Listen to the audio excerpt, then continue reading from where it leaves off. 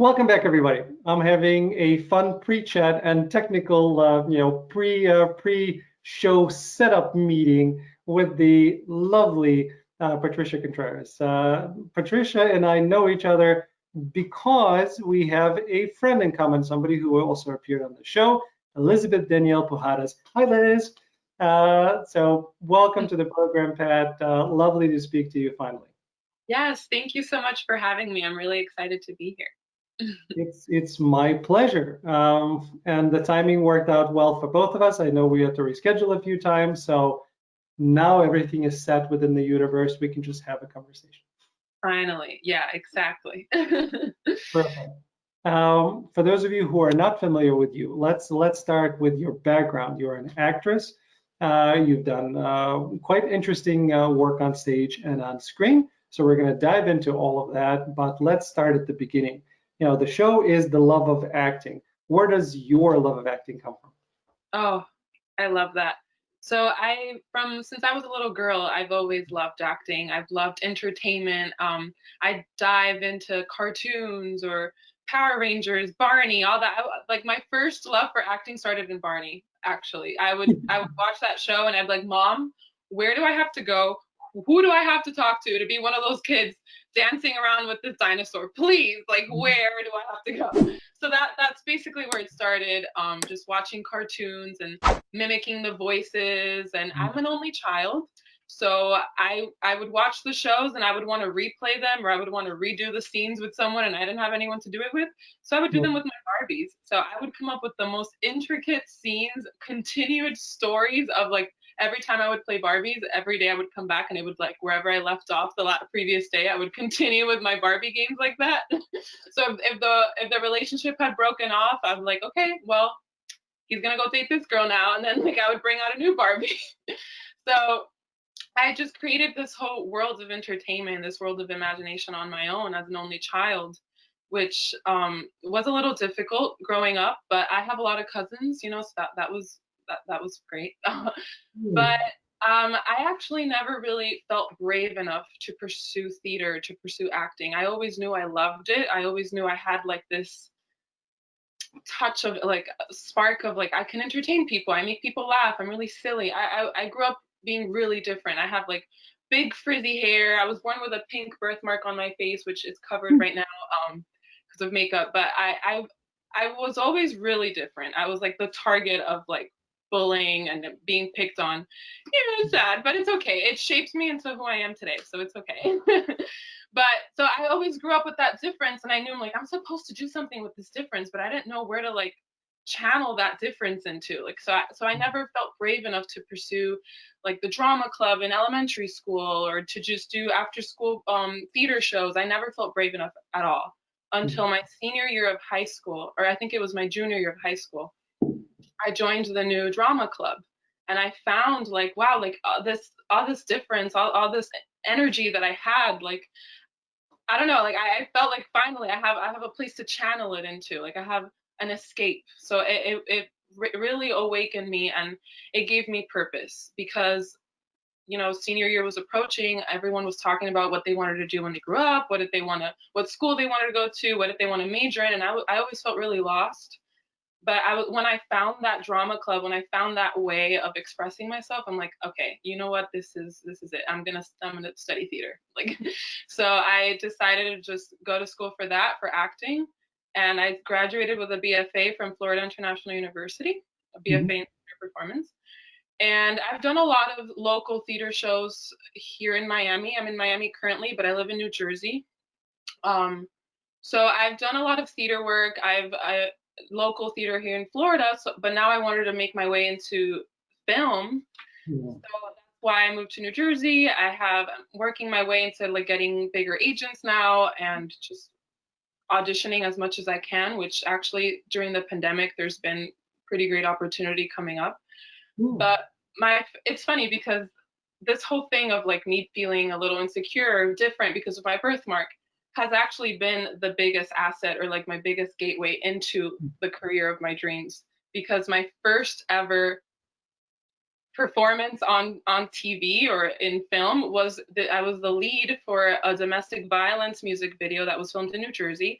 I was visiting family in Jersey at that time. This was like 2 years ago during the summer.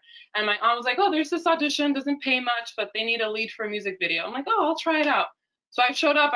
It was super last minute. I didn't have any makeup on. So like my birthmark was out. And she was like, okay, let's do a scene where you're going to pretend that you've just been beaten up by your husband and now you have to get up. So I got myself in there. I just started on the floor, and I slowly made my way up, and I used my birthmark as like the target where like he hit me, because it's a very purplish pink birthmark, so it looks like a bruise. So I used that as like a way to like, oh, show like this is where it was hurting, whatever. So she thought that was like so crazy. She's like, what is that? Like how did you come? Did you put makeup on for the scene? Did you know that this is what it was going to be about? I'm like, no, that's my birthmark. I just like, I wanted to use it. I don't know. And so I ended up getting that role. That was like my first way of getting into film. And I was like, oh, it's crazy. The one thing I used to hate growing up, or that I thought like, was like terrible about me, this one feature that I hated is what got me into the career of my dreams. So I'm like, oh, thank you, Jesus. Yeah. It's interesting how life works, right? It's we never know. We never know what that is. Heard was your biggest fear or your biggest failure Yeah. could be your biggest asset. The thing you hate the most about yourself, or the fear that you have about showing your true self, that's once you accept that, once you step into that, that's going to be what's going to get you to where you want to go. So it's crazy how that realization came to me now as like an almost 28-year-old. I've been living my entire life trying to like pretend I'm someone I'm not. And then once I finally accepted myself, showed up to an audition with no makeup on, I would have never in a million years thought I would do that. And that's what got me that role. I was like, oh, it's not even that big role. It didn't even pay much, but that was just like the symbolism of that was just like, okay, I'm in the right place. This is what I'm doing. Like that was like a message from God that like, okay, you're on track.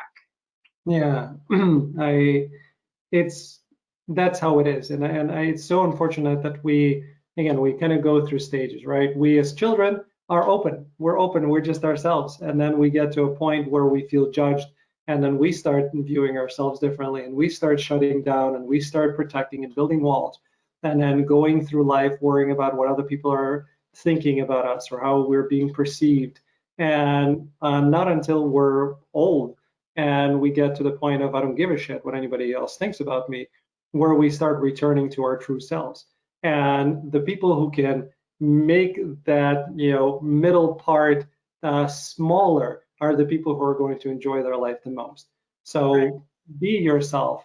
I found the same thing, right? I grew up a nerdy kid writing poetry, and until I embraced that's who I am, and that's what people found most authentic thing about me. Right. And that was like, yeah, that's me, right? That's who I always was. We have to be ourselves. It's a Mhm. cliche, and then for some people, it's a quest on figuring out what that actually means or what it means moment to moment. But if we're in tune with who we are, and if we present ourselves as that, and we live in that truth, then everything else becomes much simpler, and then Right. we really get rewarded for being who we are, and that's the whole point. So That's so true. Yeah, yeah. that's what I tell a lot of actors, new actors that are trying to get into the career. Like, what do they have to do? Like, how do I brand myself? And finding your essence, being authentic. Like, authenticity will get you into the door that you want to, into the room that you want to be in. Yeah.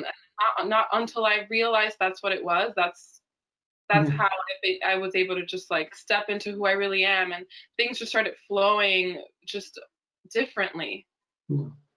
Yeah. It's yeah, because again, you're an intuitive, I am as well, and it's all about the flow. We feel the energy, and we know what resonates and what doesn't. And you know that when you're blocking or you're pushing versus you just let go, and then everything happens on its own, and you're not worried about it.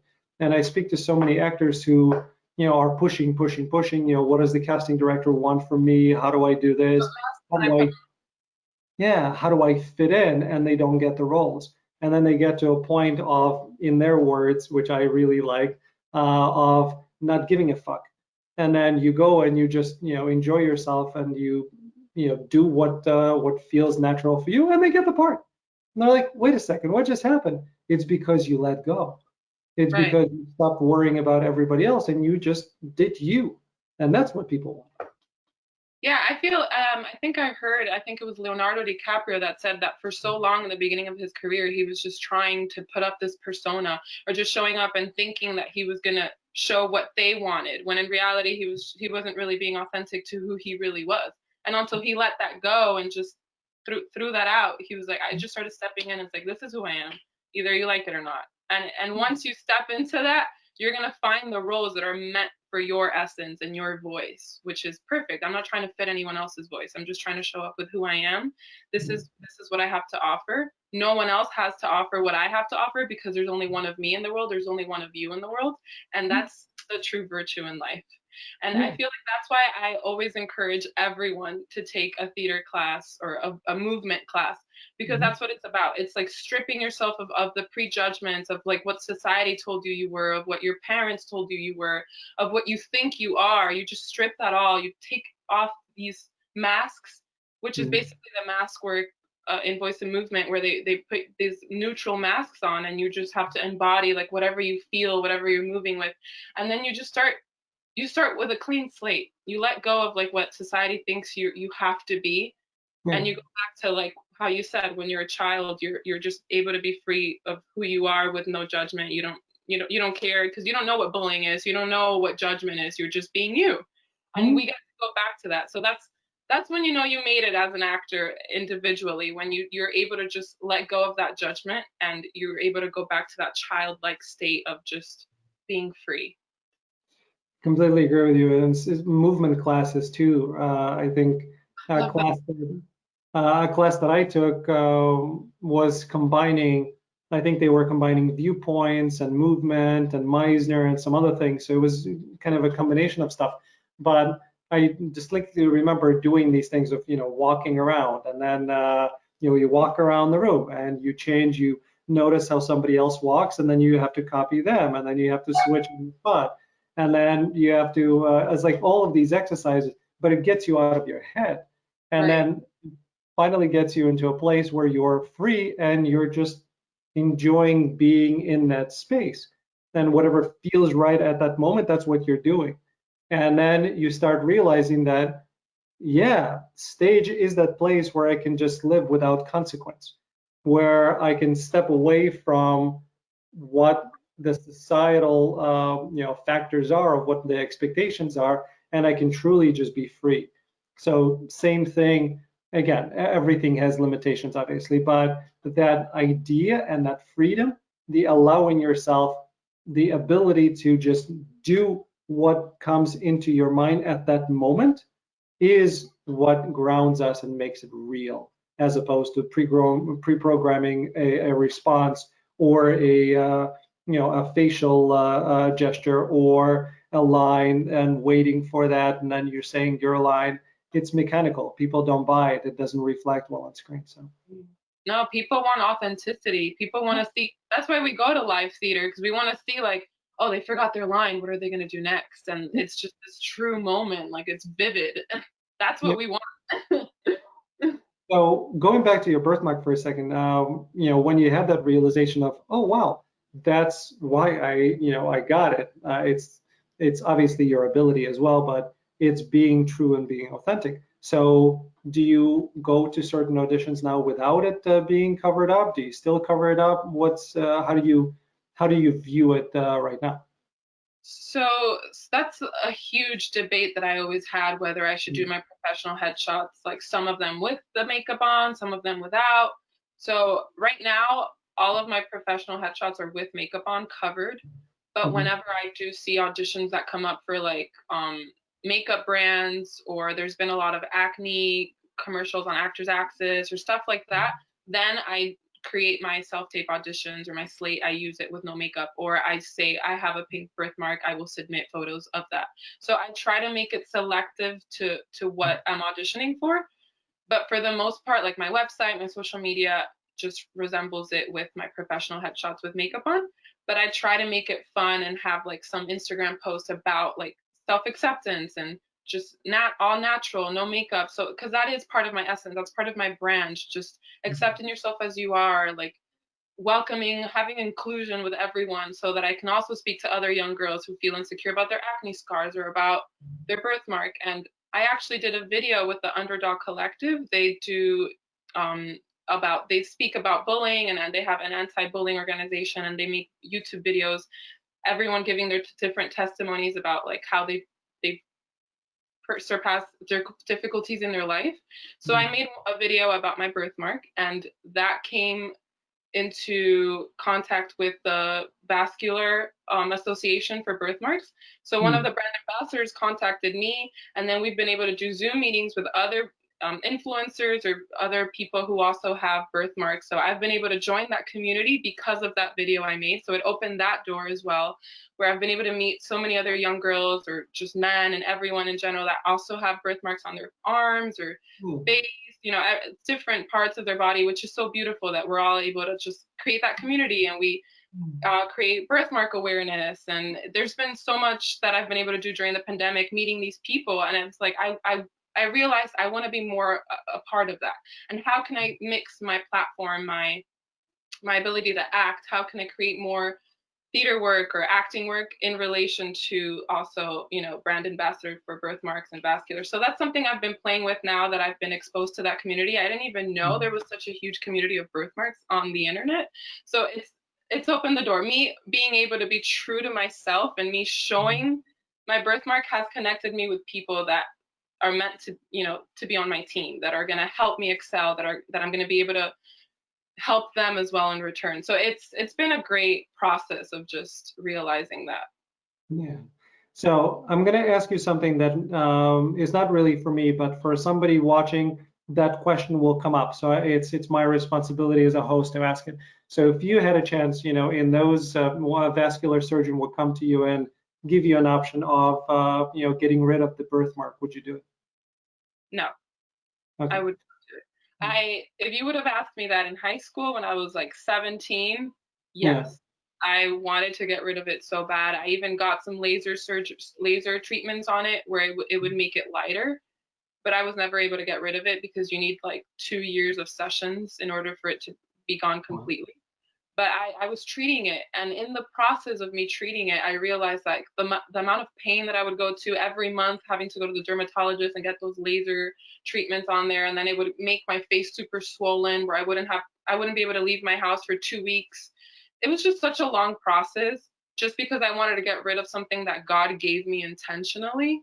Like we are created a certain way, and we're all different for a specific purpose in life, because we all have purpose. We all have a way to serve community, serve the people in our lives. So I was given that birthmark to serve certain people that I was supposed to encounter with throughout my life.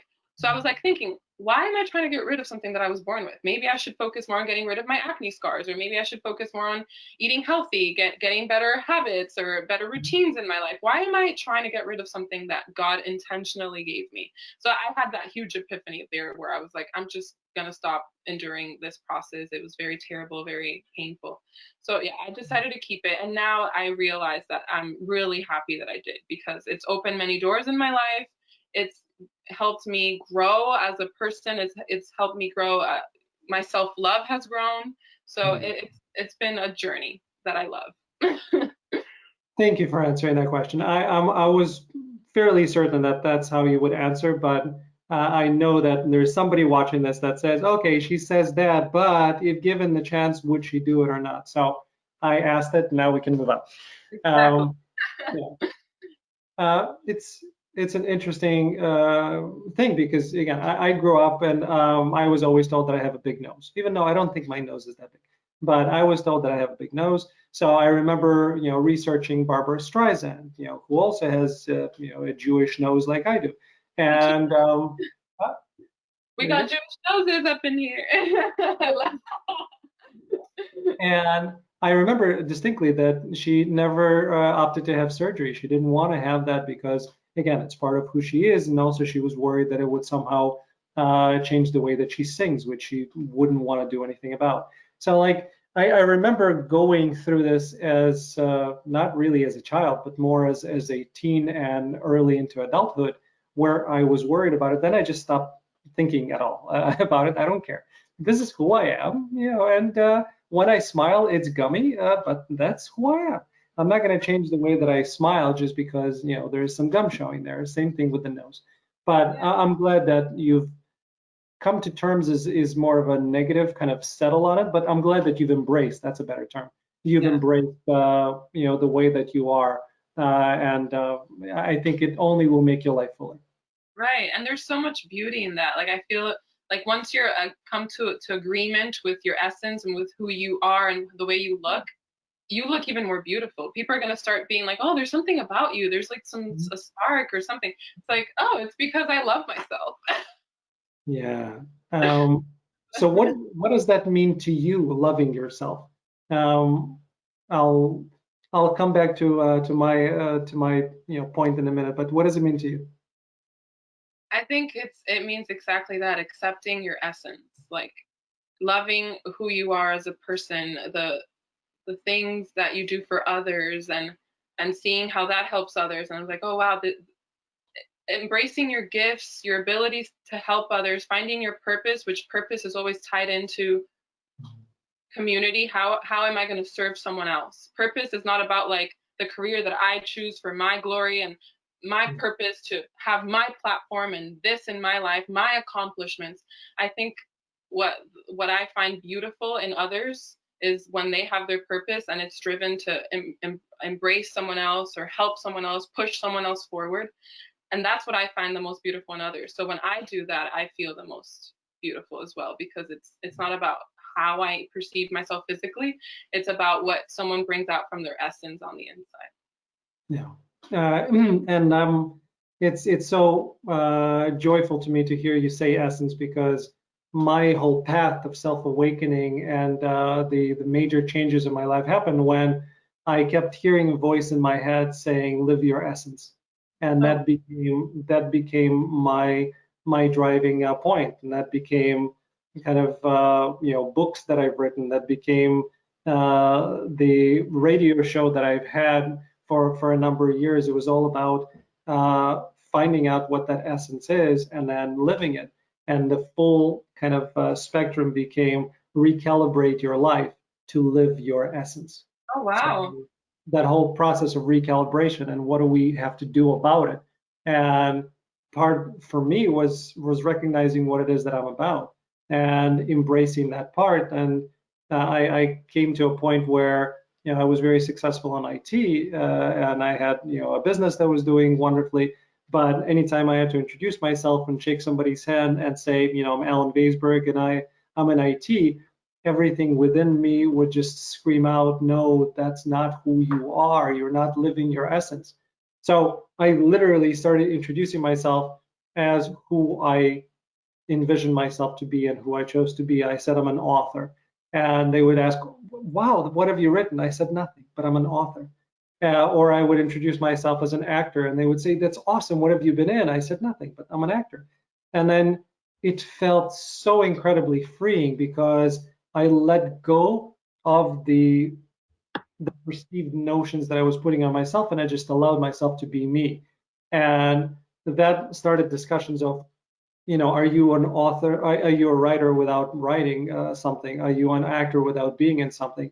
And my answer is yes, you are. That's who you are. You don't have to be on a billboard in order to be an actor. You don't have to write a book in order to be an author. Um, it's who you are. Now, it usually translates into you doing that. Like with me, I wrote books. I've been in films. I've done things as both of those. But until you choose to live your essence, everything else is not going to be in alignment. And like in my case, I did not find fulfillment. Mm, Uh, and that's a continuous thing. And now the show is bringing me a whole boatload of fulfillment and allowed me again to be who I am and to find that balance in life. Is it fully there? Absolutely not.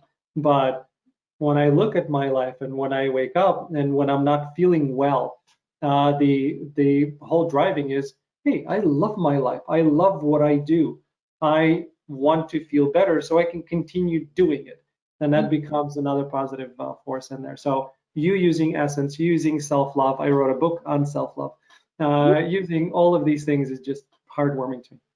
And that speaks even more truth about how our paths were supposed to connect, because we're both sort of on that same line of self-love, self-acceptance, embracing that in others. So I find that so beautiful. And I think it's so important to go back to what you said about, just because when you say you're an author, you're an actor, and it's like, oh, I haven't been in anything, but I'm still an actor, I'm still a writer. That's so important for people to really listen, like say it for the people in the back, because so many actors feel less than because they still haven't had a big break. Or like, that's why I found it important right now to mention when I got that gig of the birthmark, when I said it wasn't that much money, but it was literally the breakthrough in my career. It was a breakthrough in finding my essence. It was a breakthrough in me realizing, oh wow, I can do so much with what God naturally gave me, which was my birthmark. It could be your biggest asset in your career, in your life, whether you're an actor, whatever you are.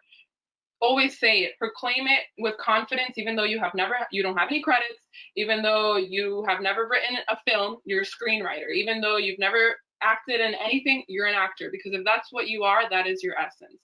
Yeah. I wanted to really go back to that, because it's so important for actors and everyone to be reminded that you have so much merit by just being, by just dreaming. There, you already have merit, even though you don't have that big credit or anything. There's so much that you could literally write about right now that you're grateful for, what you've been able to accomplish, what you've been able to fulfill in your life. There's so much, and so many of us try to limit our lives or our career, like, oh, I'm never going to make it, I keep auditioning, I keep sending self-tapes, no one calls me, I don't have a big credit yet, I don't have this. You're still an actor though. Yeah. You're still doing it, which that's already like half the battle, because there's so many actors that are actually not doing it. There are so many people that want to be actors and they limit themselves and don't do it. So you're already half the battle's already won by you actually going out there, and even though you're not booking, you're still going. I feel like I'm also saying this for myself, because I need this inspiration right now. I'm speaking that over my life. We are actors. We have merit. There is so much for us out there. You just got to stick through on that path that you know is for you. You just got to stick through, because there's purpose. There is, and the conversations that we have with ourselves, because we're always arguing within our mind. It's, well, but am I actor if I'm not working? Am I actor if I'm working but not getting paid? Am I still an actor? Yes, you are. You are, because there is money, there is a job, and there is work.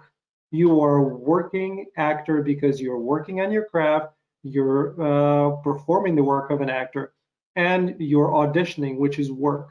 You are an actor.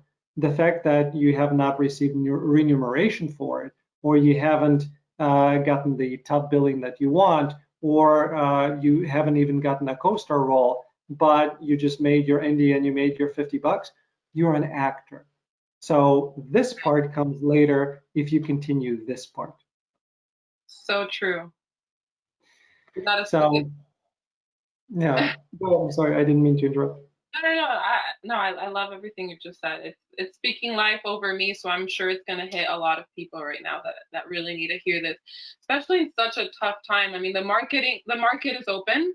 There's films being produced again. Things are happening. There's auditions coming in left and right. So there's hope. There's hope for us. The theater world, it's still closed. Some of them, like Broadway, I believe, is still closed. But films are being made. Things are happening. There's hope. We're coming out of this. We are, and knock on wood and keeping our fingers crossed, but yes, we are. Just keep working at it. And this is work. This is work, and we're lucky enough where something that we're truly passionate about is something that we get a chance to do. Right. It's all about longevity, and it's all continuing. I was talking to June Squibb, and she's God bless her, she's 91 years old and she's been doing this forever. But the secret is to continue doing it, and that's what she was saying. Just continue doing it. There are so many incredibly talented people that give up, and give up, and they choose a different path. Again, there's nothing wrong with that. But if you want to succeed, it's not that you need to hit something right away. It's about continuing to get better, being professional, and being there, doing it, and it's going to happen.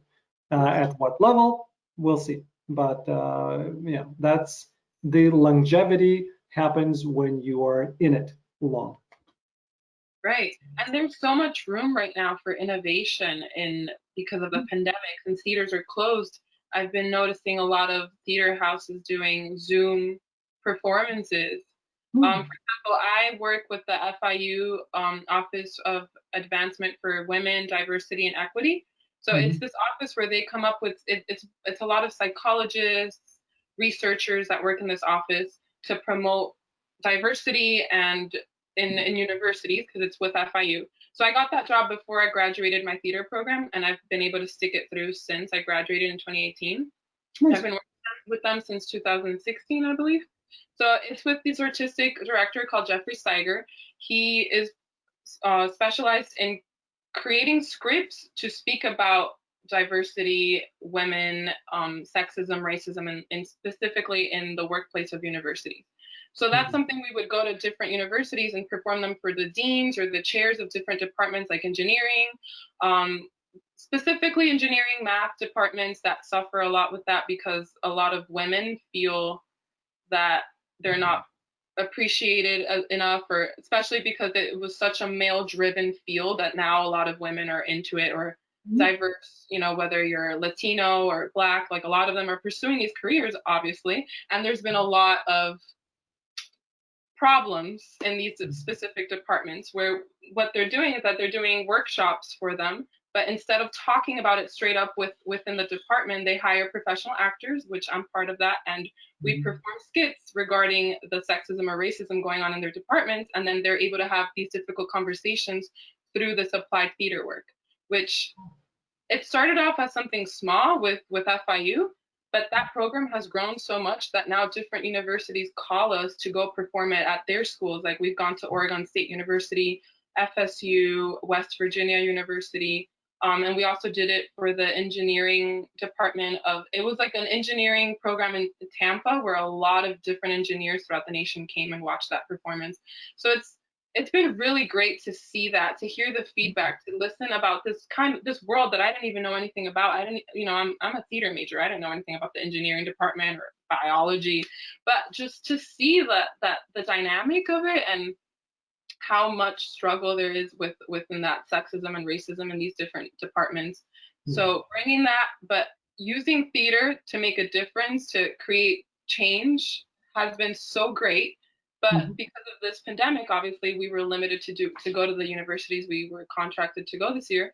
So we've had to do a little bit of a cinematic change and make them over Zoom, which actually has worked in our favor because we've been able to play around with like the way that we do the scenes, like the chair and the woman are in like a Zoom meeting together, and to see that dynamic of like her having to suffer like racism or some sexism comments through Zoom, it makes it even more cinematic because like you're closer, you're right there, so it's like been more intense. So it's been able to bring up pretty interesting discussions amongst the faculty and the deans about what they're struggling with. So I don't know, there's so much room for that, to just innovate and create theater online and maybe add a little bit of a cinematic layer to it, which has been so amazing to witness. So yeah, everybody's doing something. Stacy Keach is another example. Again, I'm not just name dropping, but here's a 91 year old legend who's done everything. But what is he doing during this pandemic? He's doing Zoom theater, where he and other incredibly talented actors are doing Shakespeare, and they're doing other things. Creative people create. That's who we are, and we're going to find ways of doing that. So absolutely, Zoom is, or pandemic is not a limitation. I started the show during a pandemic. I started the show on May 20th. This is your episode 122.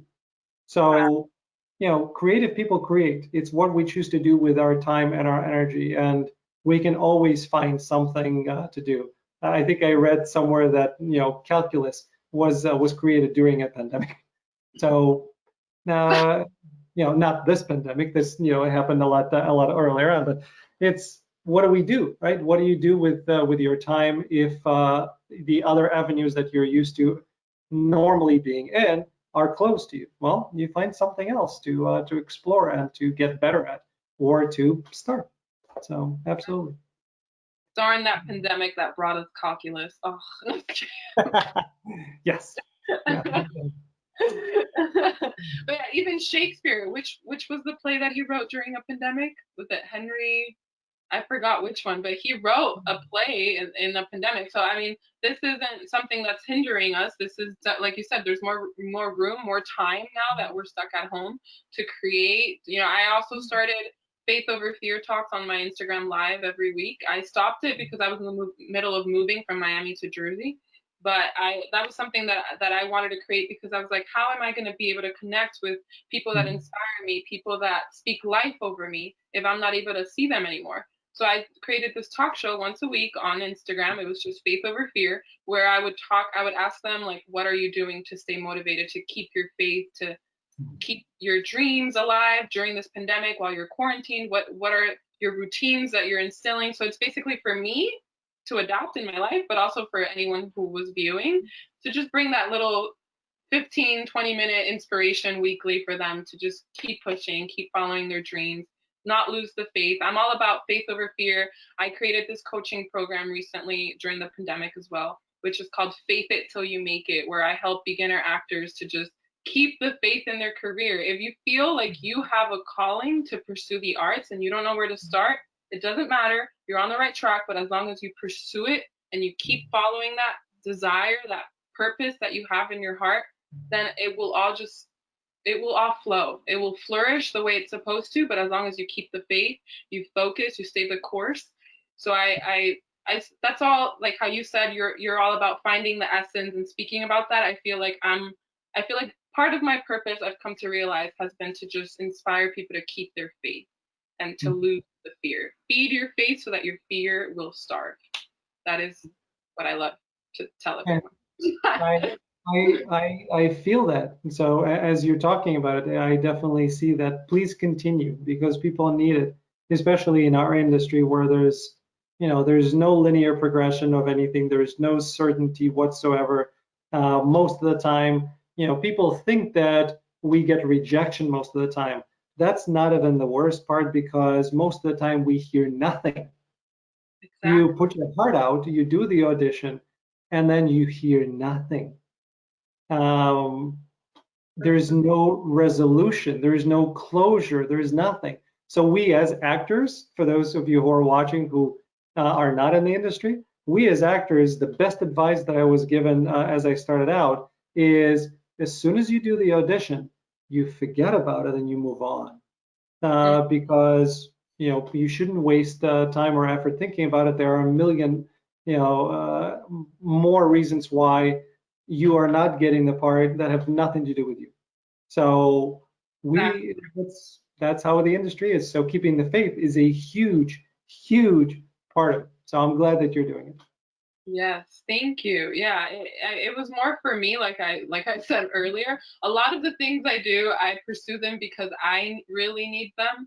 I really need to remind myself during quarantine that I needed to keep the faith, that there's more out there. I got to keep the faith. But I knew that if I was going through this struggle, there has to be millions of others that are going through the same struggle and that need that same motivation. So and it's not just for acting. I mean, when you're talking, it has nothing to do with, okay, it's applicable to acting, but the faith over fear is applicable everywhere. And there's one point that you made that I definitely want to highlight, because it's important regardless, again, of what profession you're utilizing it for. But knowing that you need something and that's why you're doing it, that's the reason to do it. I needed to have conversations with actors and casting directors, and I needed this information because it was fueling me. I started a show where I get to talk to people and ask these questions. And that keeps me motivated. That keeps me in love with what it is that I'm doing. That allows me to continue doing it, and through doing it, to bring this information into the masses where it is needed. So you feeling like you need to keep your own faith. That's why you want to have these conversations. That makes it genuine. That makes it authentic, and that allows other people to really tune into it for the right reasons. Right. Yeah, because if it's resonating with me or one other person, it's going to resonate with a lot of different other people that are also going through the same struggle.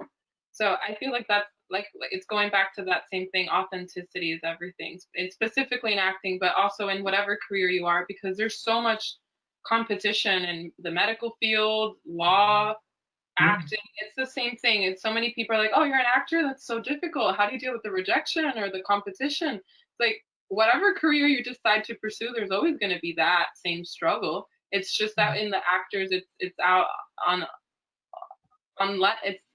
it's more what was like it's like over the lens, like everyone can actually see it, so it's more public. The struggle is more public, but other careers have the same sort of struggle. Yeah, it's just in other careers there is a floor, and they know that hey, I finished college, I have my degree, I'm going to be making this much money, and I can have a career and have progression. Either it's going to go like this or it's going to go like this, but there is a progression, Right. and there's more objectivity to it.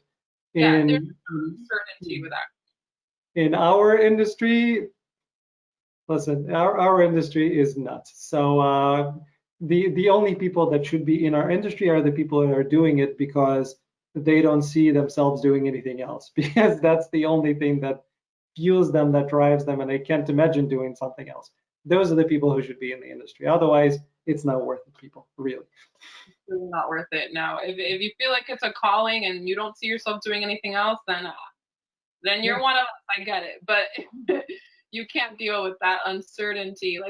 Like my boyfriend, he's always like, I don't know how you're okay with just so much uncertainty in your life. It's like, I mean, it's not that I'm okay with it, but it's just there's nothing else that I would rather do.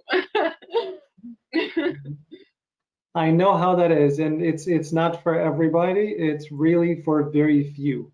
And the reason why you have so many people kind of drop out of acting because it doesn't, work for them, or they have, other obligations that they need to fulfill. I get it. There is life everywhere throughout this, but usually the people who end up sticking with it are the people who are in it just because they love it. That's it. Yeah. Um, that's the simplest thing possible. So it kind of filters and weeds out everything until you get to those who are truly in it for the right reason. I love it. Yes. Yeah. Um, few more things that I wanted to touch upon because again, they're important to the people who are watching. You can play kind of ethnically ambiguous. You have Italian background, you're fluent in Spanish, you have Dominican background. So there are a lot of kind of places where casting can utilize you.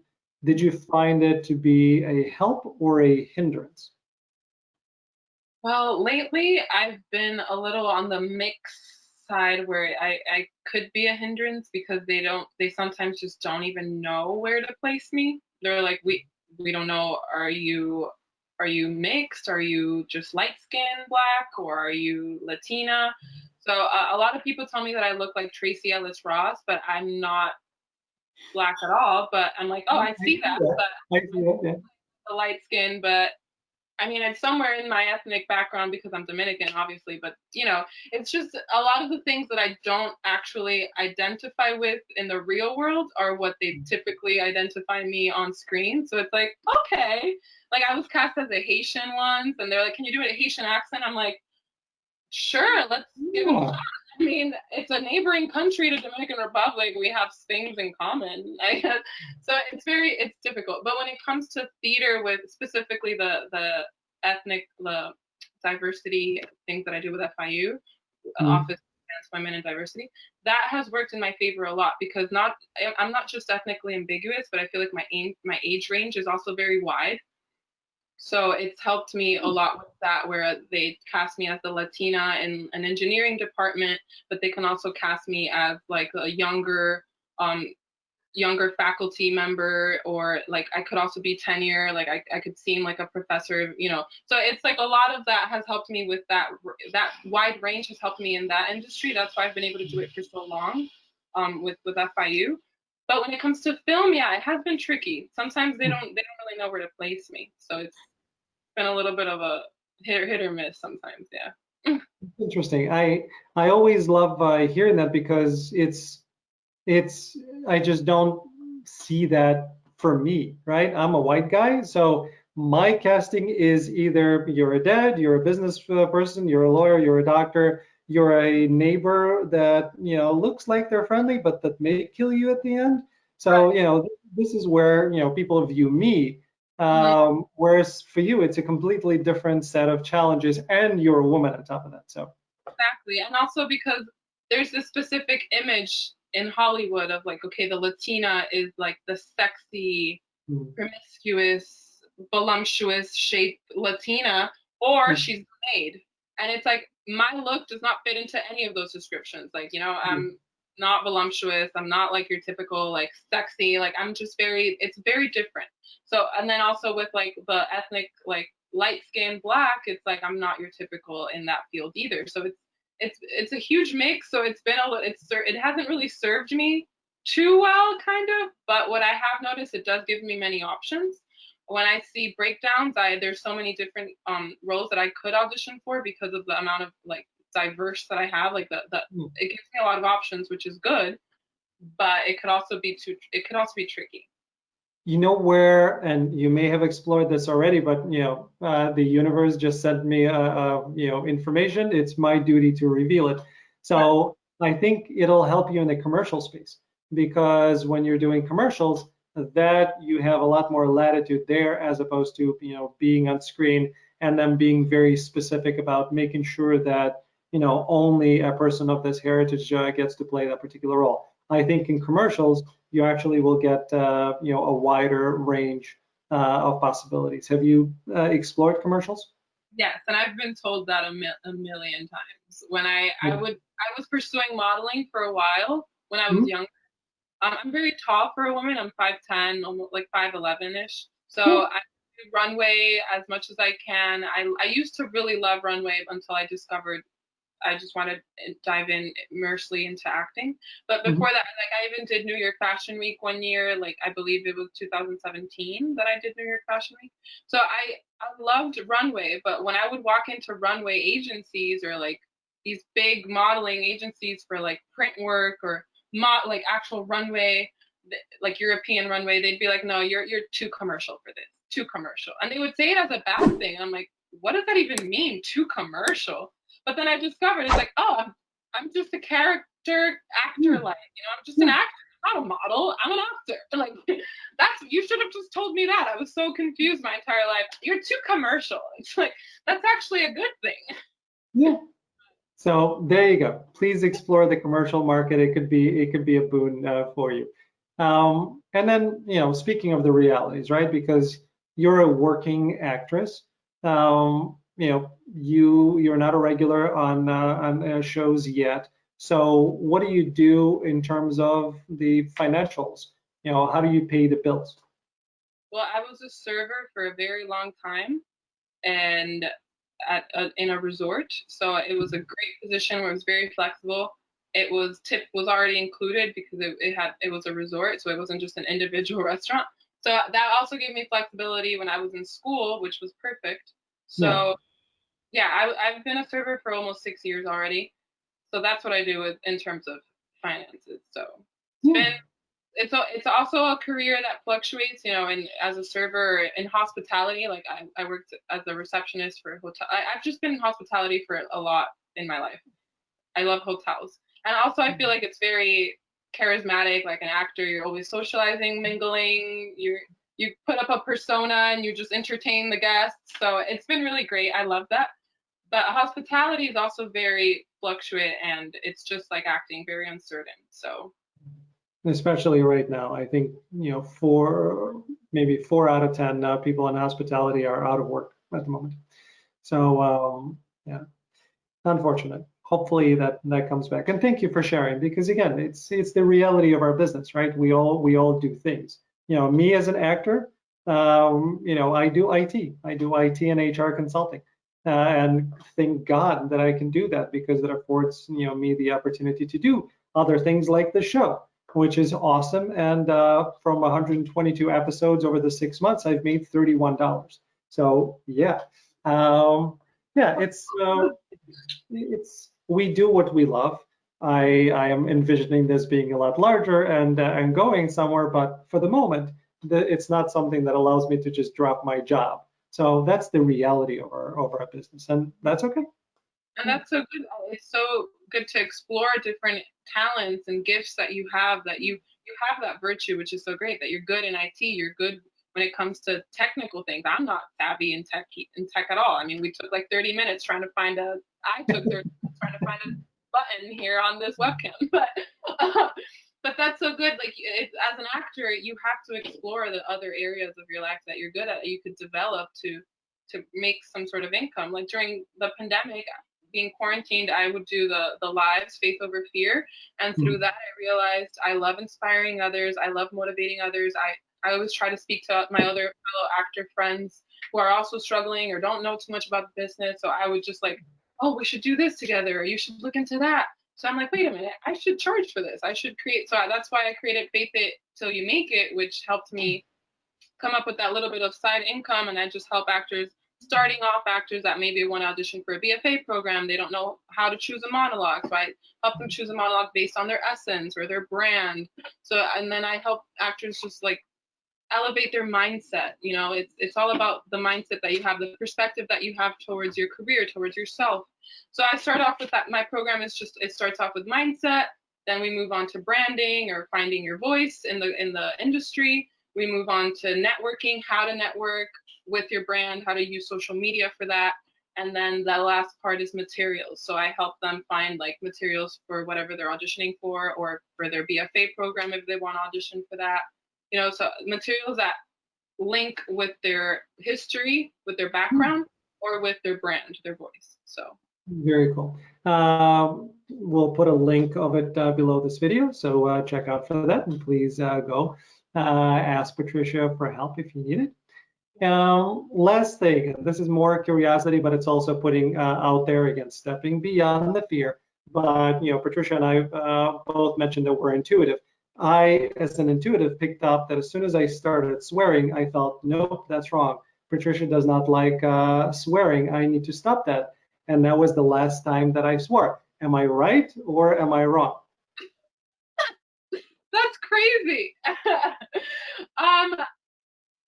No, I'm not against it, but I don't really swear too much. But yeah, you're good. It's the again, I just felt like when I said it, it was a phrase that one of my guests said it as they were auditioning, so it was appropriate. But as I said it, the vibration changed. There was something there. I'm like, okay, then swearing is not something I need to do anymore, and I stopped. So that's where the intuitive part comes in. So Right. there you go. It's good to pick up on that, or to be Hmm. aware of those things. That's good. But it's not something that I'm against. I mean, my friends swear all the time. It's just not something I like to do when I'm like in this presentational mode for some reason. It's not part of my essence, I guess. But Got it. So people, as soon as we turn off the camera, the whole thing is off. Then we get to hear all. no, no. Perfect. Well, thank you so much, Pat. It's been a joy talking to you. I hope folks find this useful. I appreciate everybody checking in and watching another episode of The Love of Acting. I know you love it as much as we do, and this is why we keep doing it for you. Thank you, Pat. Yes, thank you so much for having me. My pleasure, and thanks again to Liz for hooking this up. This is very much appreciated. Okay, bye everybody. Bye.